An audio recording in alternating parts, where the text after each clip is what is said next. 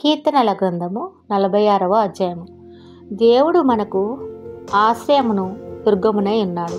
ఆపత్కాలములో ఆయన నమ్ముకొనదగిన సహాయకుడు. కావున భూమి మార్పు నొందినను, నది సముద్రములలో పర్వతములు మునిగినను, వాటి జలములు ఘోషించుచు నురుగు కట్టినను, ఆ పొంగునకు పర్వతములు కదలినను మనము భయపడము. ఒక నది కలదు, దాని కాలువలు దేవుని పట్టణమును, సర్వోతుని మందిరపు పరిశుద్ధ స్థలమును సంతోషపరచుచున్నవి.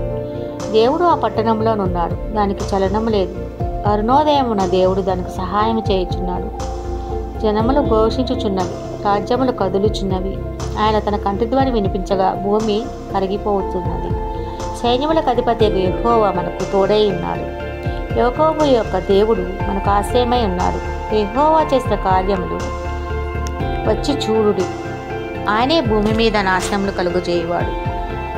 ఆయన భూదిగంతముల వరకు యుద్ధములు మానుచున్నాడు.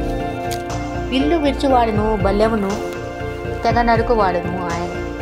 యుద్ధరథములను అగ్నిలో కాల్చివేయేవాడు ఆయనే. ఊరకుండుడి, నేనే దేవుడినని తెలుసుకొనుడి. అన్యజనులలో నేను మహోన్నతుడు నగుదును, భూమి మీద నేను మహోన్నతుడు నగుదును. సైన్యములకు అధిపతి యెహోవా మనకు తోడై ఉన్నాడు. యాకోబు యొక్క దేవుడు మనకు ఆశ్రయమై ఉన్నాడు.